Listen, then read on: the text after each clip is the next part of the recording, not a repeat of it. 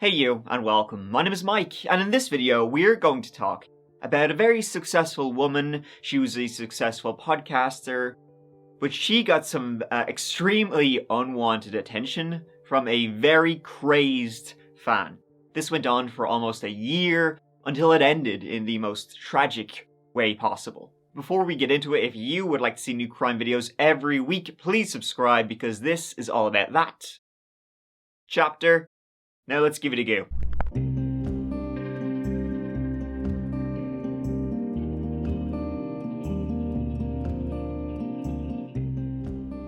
In the early hours of Friday, the 10th of March 2023, a call came in to the Redmond Police Department, and that's Redmond just outside of Seattle, Washington. Now this call came from a fairly fancy, wealthy, upscale neighborhood. It's in the same area where the Microsoft headquarters, they're located there. And the house that we will get into, the house was worth $1.2 million. The 911 call that was made to the police, that came in at 1:45 a.m. A woman had ran from that house. She had booked it running to a neighbor's house to call the police there to let them know that an intruder, a stalker, had broken into the house.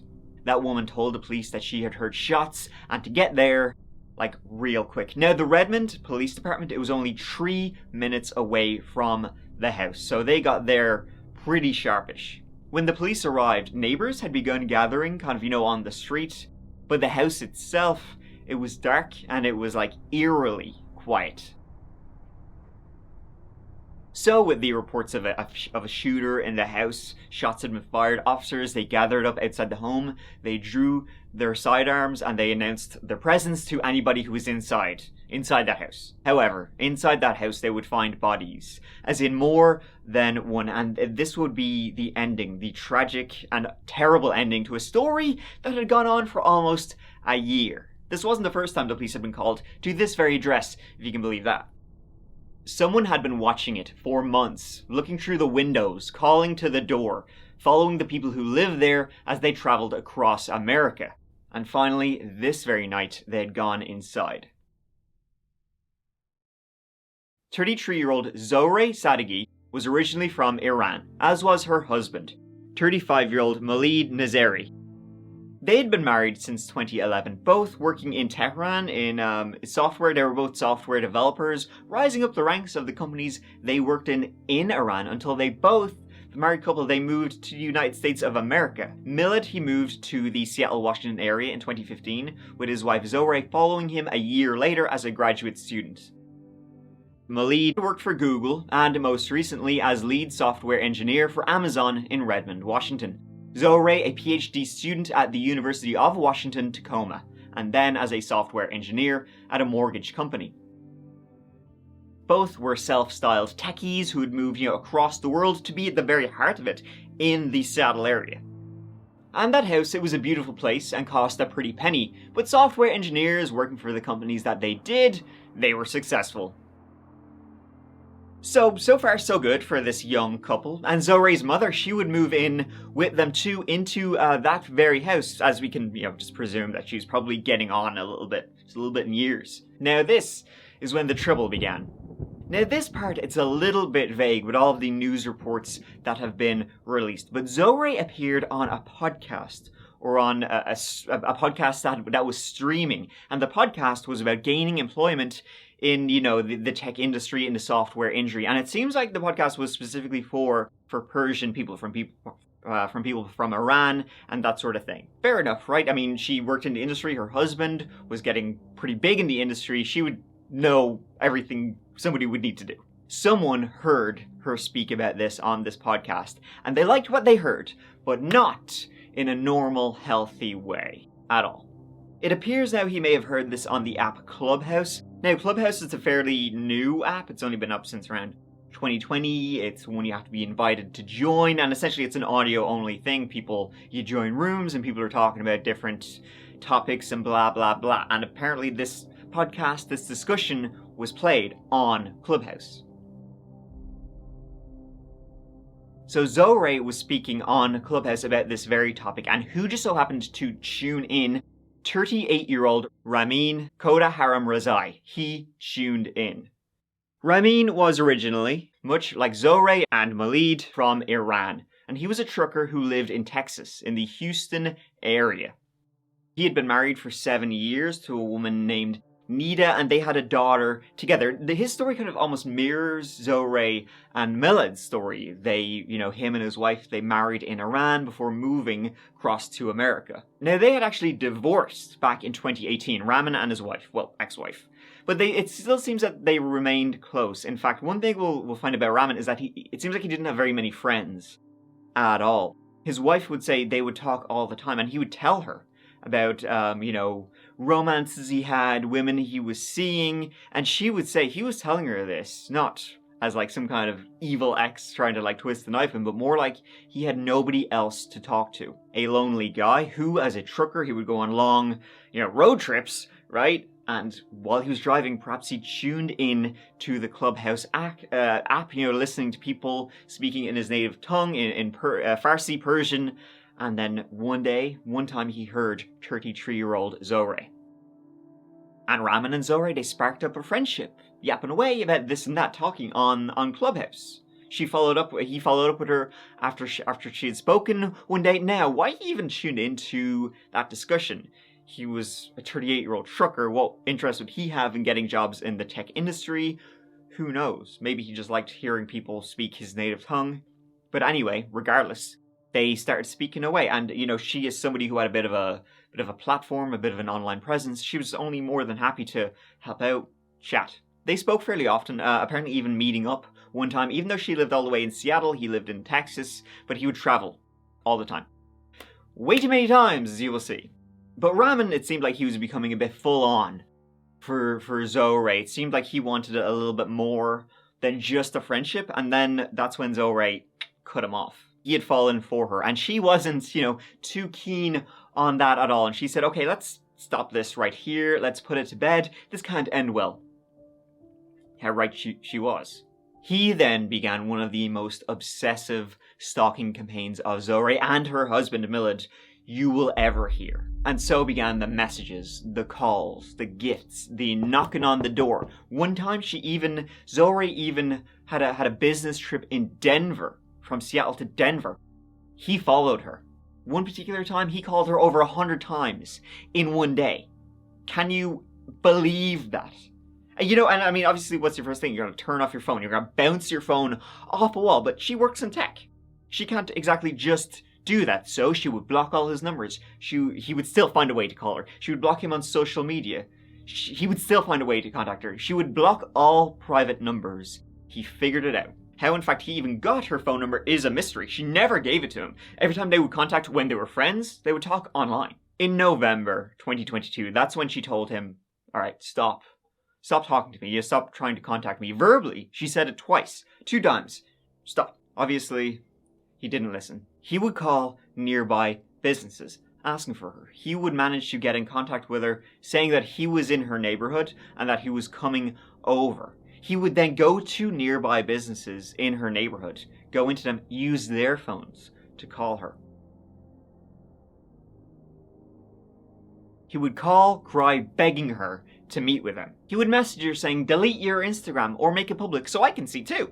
Another particular time, he was parked in her neighborhood. He was watching her house. He saw her husband. He waited till her husband, Milad, left. He was going to Australia, and as soon as he left the house and was out of the area, he called her door with flowers. He is watching her all the time. He would send things like jewelry, a neck scarf, which, Zohreh would immediately give to the police and report these incidents to the police, but nothing happened. In one report she made to the police, she wrote how he threatened to show up into her front yard and light himself and her tree, which they had in the front yard, on fire.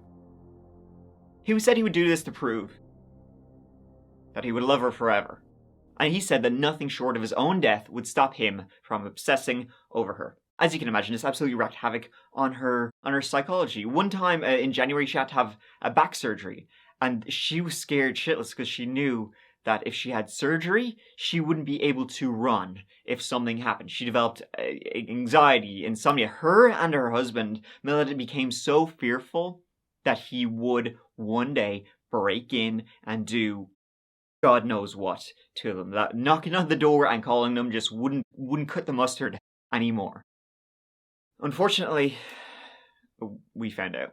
On the 2nd of March 2023, a bench warrant was issued for Ramin Kodakaram-Rezai's arrest. He was charged with 1 count of misdemeanor stalking and 2 counts of telephone harassment. The very next day, a judge granted a temporary order of protection, with a hearing set for a non-temporary order of protection. So this was at the start of March. Zoe was requesting that this temporary order would last 99 years. She knew, he would never stop. He had serious issues, but this wasn't her goddamn problem to deal with. That's his problem. Although whatever, mad shit was going on in his head, he was dangerous at this point. Yeah. And for her, what it started off as just, trying to help out other people, help out people maybe who were in her situation, give them a leg up. It turned into getting the attention of this guy who turned out to be a full-blown psychopath. Now, one thing about Ramin is he never had any prior arrests or anything, no history at all. But something in him. So even though this order of protection was granted, there was one problem. The police in Redmond, they couldn't find him. They couldn't make contact with Ramin. Well, for one, he lived out of state. He lived in Texas. And 2, as a truck driver, you never know where he is. Then, late on the 9th of March, he crept up this very quiet, leafy, residential street in his red truck. The road, it was on a hill. He glided his red truck up. Nobody spotted him. Nobody saw him. This was a Thursday night. Nobody would have been around to witness anything. How long he waited, how long he was watching that house, no one knows, but he had just been there the day before. What was going through his messed up mind, nobody knows, but at about 1:30 a.m., he got out of his truck and he started walking towards a house he knew, the surroundings very, very well. He'd been stalking it for months, and the day before, as I said, he had pretty much done a trial run of what he was about to do. And he found that one of the bedroom windows would give him access into the house. It appears he got in, and there he encountered Zoe's mother. They had some kind of altercation, and she managed, though, to flee the house. She managed to book it. She ran out of the house. She ran to a neighbor's house, slamming on the door, and in there she managed to call the police. But she would say that as she was running, she had heard shots ring out right behind her. We have the active hostage situation. The shooter is not detained. Redmond officers arrived real soon and drew their weapons with reports of an active shooter who also happened to be an insane person. And it didn't take long for them to find the first person. As they drew out their sidearms, walked towards the house, called out Redmond Police Department, just at the front door, they found Millard. Now, he was still alive at the time, but he would pass away within minutes. He had been shot once in the chest.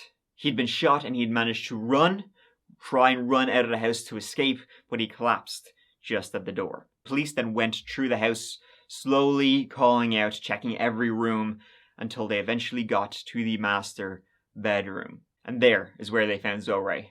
She'd been shot. She'd been shot dead.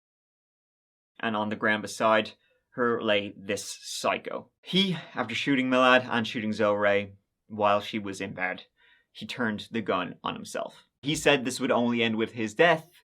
It shouldn't have had to end with hers too. And it probably went out exactly as he hoped, that they would go together. Which kind of makes this just all the more sickening. She'd done everything right. She'd contacted the police multiple times. In January, in December, filing the order in March. They both did everything right. And still, there was a guy who just couldn't take no for an answer. A guy who had lost his mind and had then done one of the most horrific and disturbing acts of finally being so obsessed with somebody he couldn't stop, and eventually he broke in and murdered them. This is the absolute worst outcome, for a stalking case. A restraining order is simply a piece of paper that allows officers to take enforcement action should a suspect violate the court order, but a piece of paper does not protect a person when someone is intent on causing them harm. It's a real tragic story of, as I said, people who did everything right, and still, Zoe just happened to have a presence one day, a platform to speak and try and help people, and one person just latched onto it like a goddamn tick. And eventually was just sucking the life out of her until he had to end her life and end his own, because he killed her because he was so obsessed with her, but it seems like he also couldn't live without her. Just a real sad, sick piece of shit. 1.5 million of you, by the way. That's the amount of people who have downloaded and listened to the That Chapter podcast, which has blown me away. Thank you so much for everybody who's tuned in to the podcast. That really means so much to me. I was kind of nervous, when launching it, as it was something different, but the reaction has just been absolutely overwhelming. I don't think I'll be able to ever thank you enough. I want to do something different, tell different types of stories, and yeah, seems like some of you like it, so that is great. If you ever are keen to check out for some more That Chapter longer stories, check out the podcast. It comes out twice a week with a brand new podcast only episode every Monday. And then on Fridays, I put out a second episode, which is usually a mix of older episodes that I've really been keen to revisit, but also sprinkling in some new cases too. It's a lot of fun telling new types of stories, which is something I actually kind of want to do here as well. Mix things up, a little bit in the future. By the way, don't worry, it's still going to be Mike telling crime stories. But just, it's important to have a little bit of fun every once in a while. Well, fun talking about crime, probably not a great way to put it. But never fear, I ain't going anywhere, and the next video will be in a couple of days. So look forward to that. Maybe there'll be a little bit more Mike in the future. Thank you so much for watching, and please take care of yourselves, because I love you for being here. Mike out.